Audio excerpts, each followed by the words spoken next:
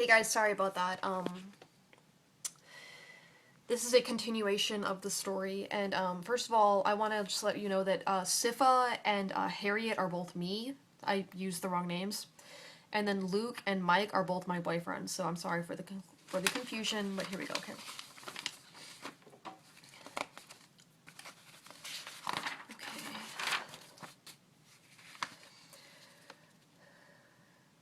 You're a good girl, you know, and that boy Mike, well, he sure is a catch. You two are cute together, she winks. Oh, guess what? I have a surprise for us tonight. She pulls a baggie of weed out of her bra and flashes a shiny smile. Donna, I can't do this. I start to cry. It's happened again. This is the third fucking time. Donna's smile fades and she puts her arms around me. Sugar, don't use words like that. It's not classy, she scolds. No, what on earth are you talking about?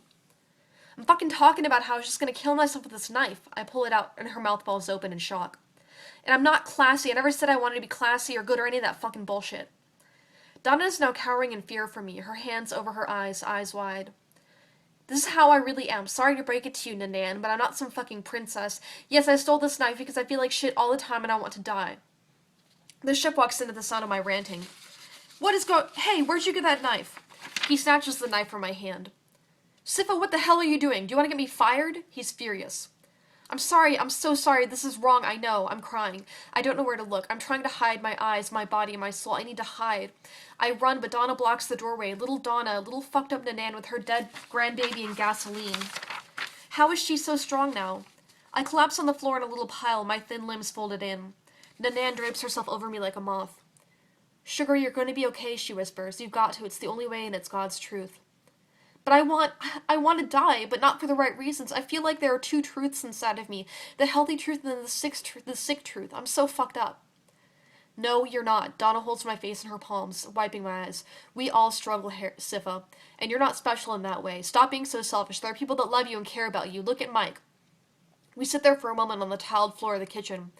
There's a little voice in the back, right in the back. The knife catches the glint of sunlight as the chef puts it back into his place and glares at me. I don't want to die. It's true, I don't, and I never did. I'm not magically all better, I tell Luke the next day as I'm being checked out of the hospital. The chef kept my knife stealing on the deal if I agreed not to tell either. He didn't want to lose his job, I laughed. I've decided that I'm going to keep fighting. I've got you, and I've got our university and friends. I've been selfish and immature, but now I'm going to take my recovery seriously.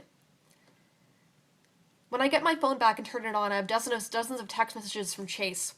I feel really bad because he probably thinks I'm dead or something. We are at the beach. Well, if you consider Lake Pontchartrain a beach. I do, and so do Luke and our kleptomaniac friends. It's nice because it's really shallow for a long ways out. And the water's usually warm and there's not a lot of waves. A lot of people don't think it's safe to swim here, but I couldn't give a fuck. My psychology professor got polio from swimming here in the 50s, but that was a long time ago.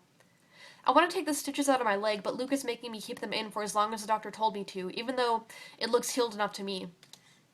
The day I got out of the hospital, Luke took me over to my friend's place and she shaved my hair into a badass mohawk.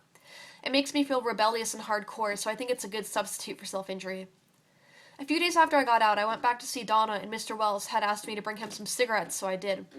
Donna was so disturbed by my mohawk, it was amazing. And then she spent 30 minutes telling me and Luke about the art of the erotic bath. It's kind of funny because she was always lecturing me about premarital sex, but I guess erotic baths are okay.